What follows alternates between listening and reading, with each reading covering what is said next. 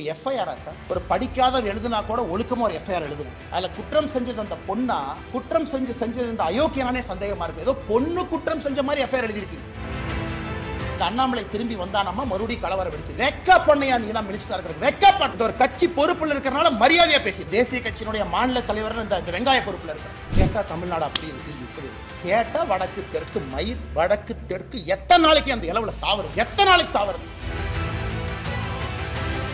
இன்னி உங்களுக்கு இந்த ஆர்ப்பாட்ட வேலையெல்லாம் இல்லை. இன்னிலிருந்து நாங்க வேற மாதிரி தான் உங்களை டீல் பண்ண போறோம். நாங்க ஆர்ப்பாட்டம் பண்ண கலெக்டர் ஆஃபீஸ்க்கு வருவோம். எங்க ஆளு எல்லாம் காலங்கத்தான் 8 மணிக்கு கிளம்பி வருவாங்க. நீங்க அப்படியே ஒரு 1000 போலீஸை போட்டு நாய் பிடிக்கிற மாதிரி ரெண்டு பேர்த்த பிடிச்சிட்டு போகலாம். நாளையிலிருந்து ஆர்ப்பாட்டம் அப்படி கிடையாது. நாளை காலை 10 மணிக்கு மாநில தலைவராக என்னுடைய இல்லத்திற்கு வெளியே நான் நின்று சாட்டையால் என்னை 6 முறை நான் அடித்துக் கொள்ள சாட்டை என்ன அடிச்சு முருகபெருமானுக்கு சூர சம்ஹார பெருமா இந்த தீவிரம்லாம் அழிக்கணும்.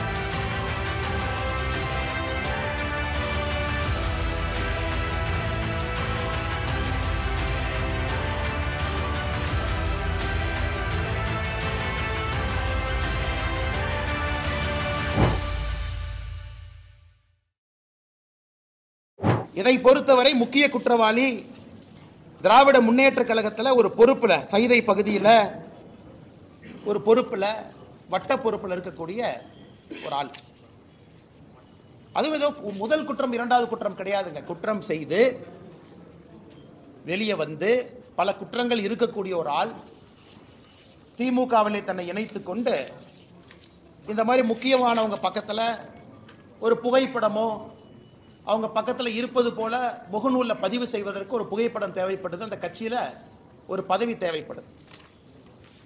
இது போன்ற அமைச்சர்கள் கூட நின்று ஏதோ ஃபோட்டோக்கு போஸ்ட் கொடுத்தாங்க. நாங்கள் என்ன செய்யறோம் திமுக சொல்லீங்க. இவங்க ஃபோட்டோக்கெல்லாம் போஸ்ட் கொடுக்கலை. பாருங்க, இவர்கள்லாம் திமுகவினுடைய நிகழ்வில் பங்கெடுக்கக்கூடிய பொறுப்பில் இருக்கக்கூடிய தொண்டர்கள். ஒரு முக்கியமானவர்களுக்கும் சால்வை அணிவிப்பது, திமுகவுடைய முக்கியமான நிகழ்வில் பங்கெடுப்பது. எங்க பாருங்க, மக்களுக்கு சாப்பாடு போடுறேன்னு சொல்லி சாப்பாடு போட்டிருக்காரு பாருங்க அக்யூஸ்ட் திமுக சார்பாக. அமைச்சர்களோடு கட்சி பொறுப்பாளரே இல்லைன்னு சொல்றாங்க. இந்த பத்திரிகை நண்பர்கள் கொடுக்குறோம். கட்சி பத்திரிகையில் அவருடைய பெயர் பொறுப்போடு இருக்கும் பாருங்க. இந்த கட்சி பத்திரிகை உங்களுக்கு இந்த பத்திரிகையாளர் சந்திப்பு முடித்த பிறகு தருகின்றோம். பாருங்க, கட்சி பொறுப்பை பாருங்க, பேரை பாருங்க. ஏன்னா உங்களால் ஜூம் பண்ணி பார்க்க முடியாது. முரசொலியில் அவரை பற்றி வந்திருக்கக்கூடிய பொறுப்பில் இருக்கக்கூடிய அந்த மனுஷனை பாருங்க. ஆனால் இன்னைக்கு நாம் என்ன சொல்றோம்னா, திமுக தான் இருந்தாரா இல்லை பாரதிய ஜனதா கட்சி வேலை இல்லாமல் இந்த அண்ணாமலை ஏதோ ஒன்று நேற்றுலேருந்து கிளப்பிட்டு சொல்லிட்டு இருக்காரா? எங்களுடைய குற்றச்சாட்டு அவர் திமுக இருக்கிறது என் குற்றச்சாட்டு இல்லைங்க. ஒரு குற்றவாளி இதே போல ஒரு கொடூர செயலை செய்தவன் திமுகவிலே தன்னை இணைத்துக் கொண்டு அமைச்சர்கள் பக்கத்தில் நின்று அங்க இருக்கக்கூடிய லோக்கல் போலீஸ் ஸ்டேஷனுக்கு நான் திமுக காரன் அப்படிங்கிற புகைப்படம் தேவைப்படுது. அதை வைத்து அந்த போலீஸ் ஸ்டேஷனில் இருக்கக்கூடிய ரவுடி ரெஜிஸ்டர்ல அந்த பேர் வரக்கூடாது. ரவுடி ரெஜிஸ்டர் பேர்ல இருந்தால் 21 நாளைக்கு ஒருக்கா நீங்க போலீஸ் ஸ்டேஷனுக்கு கூப்பிடுவீங்க. என்னப்பா பண்ற, இந்த மாசம் பேங்க் அக்கௌண்ட் எவ்வளவு பணம் வந்துச்சு? ஏன்னா நானும் காவல்துறையில் 9 ஆண்டுகள் குப்பை கொட்டி இருக்கின்றேன். பக்கத்து வீட்டுக்காரனை வந்து சாட்சி சொல்ல நீ ஒழுக்கமா இருக்கேன்னு கையெழுத்து போட சொல்லி எல்லாம் ரவுடி ரெஜிஸ்டர் நடக்கக்கூடிய ரவுடி பெயரில் நடக்கக்கூடிய விஷயங்கள். அதுக்கு போகக்கூடாது என்பதற்காக இந்த புகைப்படம் தேவைப்படுகிறது. அரசியல் அங்கீகாரம் அடையாளம் தேவைப்படுது. அதை வைத்து மறுபடியும் ஒரு குற்றத்தை செய்திருக்கிறான். இதுதான் எங்களுக்கு கோபம். அவன் திமுக இருக்கிறது எங்களுக்கு கோவம் இல்லை. திமுக என்கின்ற கட்சி போர்வை இன்னைக்கு குற்றம் செய்பவர்களுக்கு தேவைப்படுகிறது. அங்க இருந்து அப்படியே அமைச்சர் பக்கத்தில் போனாவே அந்த லோக்கல் ஸ்டேஷன் ஹவுஸ் ஆஃபீஸருக்கு, கிரைம் கான்ஸ்டபிளுக்கு, இன்டெலிஜென்ஸ் பார்க்கக்கூடிய ஹெட் கான்ஸ்டபிளுக்குலாம் தெரியும். அண்ணே அவன் திமுக இருக்கானே, அந்த பையன் நல்ல பையனே, அமைச்சர் கூடவே சுத்துறானே, அந்த பையன் நம்ம ஸ்டேஷனில் கூப்பிட்டு ரவுடி பரேட் நடத்தினா நம்மளே வச்சு செஞ்சு தண்ணி இல்லாத காட்டுக்கு மாற்றிடுவாங்கண்ணே. திமுக என்கின்ற போர்வை இருந்தனால மட்டும்தான் இந்த அக்யூஸ்டு அந்த பொண்ணு மேலே கை வச்சிருக்கான். இது வெரி சிம்பிள். இது மூளை இருக்கக்கூடிய ஆறறிவு இருக்கக்கூடிய எந்த மனிதனுக்கும் கூட தெரியும். திமுக கட்சி பொறுப்பு இருக்கு, திமுக அமைச்சர்களோடு இருக்கிறாங்கிற ஒரே காரணத்துக்காக மட்டும்தான் ஸ்டேஷன்ல என்கொயரி பண்ணல. இதே போல ஒரு குற்றத்தை அவன் செய்திருக்கின்றான். அதே குற்றத்தை 2வது முறை செய்திருக்கின்றான். இதுக்கு நீங்க அடிச்சீங்க பாருங்க பெல்டி அமைச்சர்கள்லாம். எஃப்ஐஆர் எப்படி சார் லீக் ஆச்சு? இந்தியா முழுவதுமே crime criminal tracking network system CCTNS எல்லா போலீஸ் ஸ்டேஷனும் இணைக்கப்பட்டிருக்கிறது ஃபைபர் ஆப்டிக் கேபிள்ல. டேட்டா என்ட்ரி பண்ணோடனே மாஸ்டர் சர்வருக்கு போகும். அதுக்கு ஒரு கண்ட்ரோல் ரூமுக்கு ஒரு எஸ்பி இருக்கார், இன்ஸ்பெக்டர் இருக்கார். எப்படி அந்த எஃப்ஐஆர் வெளியே வந்துச்சு? போலீஸ் டிபார்ட்மெண்ட்டை தவிர அந்த எஃப்ஐஆர் யாரும் வெளியே விட முடியும்? எல்லாமே இன்டர்நெட் புரோட்டோகால் ப்ரொடெக்டட். அவ்வளோ ஈஸியாக ஹேக் பண்ண முடியாத சிஸ்டத்தை. அது ஒரு எஃப்ஐஆரா சார்? ஒரு படிக்காத எழுதுனா கூட ஒழுக்கமாக ஒரு எஃப்ஐஆர் எழுதுவோம். அதில் குற்றம் செஞ்சது அந்த பொண்ணா, குற்றம் செஞ்சது இந்த அயோக்கியனானே சந்தேகமாக இருக்குது. ஏதோ பொண்ணு குற்றம் செஞ்ச மாதிரி எஃப்ஐஆர் எழுதியிருக்கீங்க. அதையெல்லாம் படித்தா ரத்தம் கொதிக்குது. நான் என்னுடைய காதலனோடு நான் போனேன், ஒதுக்குப்புறமாக ஒதுங்கி இருந்தேன், என் காதலனுக்கு நான் கிஸ் கொடுத்துக்கிட்டு இருந்தேன். இதெல்லாம் ஒரு எஃப்ஐஆரா சார்? தூ, காக்கி சட்டையை போட்டுட்டு அந்த ஸ்டேஷன்ல ஒருத்தவங்க எஃப்ஐஆர் இருக்கீங்களே, வெக்கமா இல்லையா உங்களுக்கு? வெக்கமா இல்லையா? குற்றம் நடந்தது அந்த பெண்ணுக்கு. அந்த எஃப்ஐஆரை படிச்சு அந்த எஃப்ஐஆர் கோர்ட்ல நிக்குமா சார்? ஆனா ஆயிரக்கணக்கில் எஃப்ஐஆர் எழுதியிருக்கு, அல்ல கோர்ட்ல நிக்குமா? அந்த பொண்ணு ஏதோ தன்னுடைய காதலனோடு பிரைவேட்டா ஒரு மொமெண்ட்டை ஸ்பெண்ட் பண்ணதாகவும் கிஸ் கொடுத்துக்கிட்டு இருந்ததாகவும் இவன் புதர் மறைவிலிருந்து வெளியே வந்து புகைப்படத்தை எடுத்து மிரட்டி, என்ன சார் என்ன இதான் ஒரு எஃப்ஐஆர் டிராஃப்டிங்கா? அந்த எஃப்ஐஆர் லீக் பண்ணிருக்கீங்களா சார்? பொண்ணு பேரு, மொபைல் நம்பர், அப்பா பேரு, ஊரு. வெக்க பண்ணு. திமுக எவராஜ் மரியாதை இருந்தா வெக்க பண்ணியா? நீங்களாம் வெக்கப்படும். பொண்ணு, ஊரு, அப்பா, அந்த என்ன அந்த பொண்ணு குடும்பத்தையே நாசம் பண்ணிட்டீங்க. 7 தலைமுறைக்கு ஒரு அடையாள ஒரு இதை கொடுத்துருக்கீங்களா? கருப்பு புள்ளியை கொடுத்துருக்கீங்களா? மனுஷங்களையா நீங்களாம்? அதுக்கு அமைச்சர் கேள்வி கேட்கிறார். 3 மாசம் தமிழ்நாடு அமைதி பூங்காவா இருந்துச்சாமா, இந்த அண்ணாமலை திரும்பி வந்தானாமா, மறுபடியும் கலவரம் வெடிச்சு. வெக்க பண்ணியா நீங்களாம் மினிஸ்டரா இருக்கிற? வெக்கப்பண். இந்த ஒரு கட்சி பொறுப்புல இருக்கிறனால மரியாதையா பேசிட்டு இருக்கு. தேசிய கட்சியினுடைய மாநில தலைவர் இந்த வெங்காய பொறுப்புல இருக்கிறார், அதனால மரியாதையா பேசணும்னு சொல்லி கொடுத்தனால மரியாதை கொடுத்து கூட்டலாம் பேசிட்டு இருக்கு.